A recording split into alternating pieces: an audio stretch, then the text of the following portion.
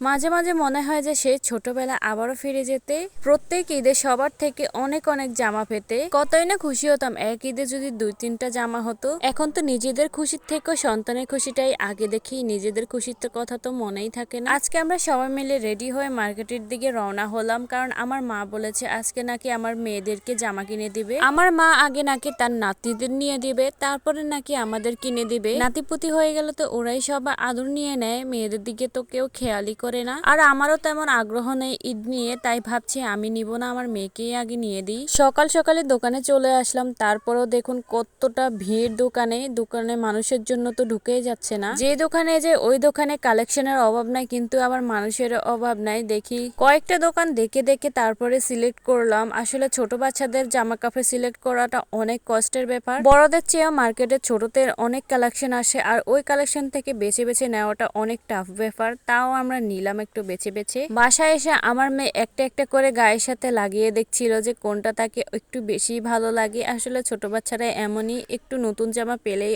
অনেক খুশি হয়ে যায়। আমার মেয়েটা তো নতুন জামা পেলে অনেক খুশি হয়, যেটা বলার মতো না। সে তার মুখের দিকে তাকালেই বুঝে যায় যে কতটা খুশি সে। এইদিকে তো আবার এসে দেখি আমার বোনটা গ্যাসের চুলায় বসে বসে বড়াইয়ের আচার দিচ্ছে। দেখতে তো খুবই সুন্দর, লোভনীয় লাগছে, কিন্তু কি করার, এখন তো রোজা খেতে পারবো না, একবারে সন্ধ্যায় খাবো আর কি। আজকে আরো একটা জিনিস পেলাম বাজারে। হঠাৎ করে দেখলাম বাজারে ফলের সাথে যে এই স্ট্রবেরি গুলো, আমাদের বাজারে সচরাচর স্ট্রবেরি উঠে না, কিন্তু আজকে এই প্রথম দেখলাম আমাদের বাজারে স্ট্রবেরি উঠলো। কিন্তু স্ট্রবেরি গুলোর অনেক দাম। এই কয়টা স্ট্রবেরি নাকি 200 টাকা। তারপরে শখ লাগলো, নিলাম ইফতারিতে আজকে খাবো বলে। তো তাড়াতাড়ি সবকিছু কিনে আনলাম। আমরা তো আস্তে আস্তে অনেক সন্ধ্যাই হয়ে গেল, তো ভাবছি আজকে বাজার থেকে সবকিছু কিনে আনবো। বাজার থেকে সবকিছু কিনে এনে সুন্দর করে রেডি করে নিলাম ইফতারের জন্য। আর কিছুক্ষণ পরে আজান দিয়ে দিবে, তাই বসে পড়লাম সবাই মিলে। ইফতারি খাওয়ার পরে তো আমি স্ট্রবেরি গুলো অনেক শখ করে নিয়েছিলাম, ভাবছি অনেক মজার হবে মনে হয়, কিন্তু মুখে দেওয়ার সাথে সাথে একদম আমার চোখ মুখ বন্ধ হয়ে গেছে, কারণ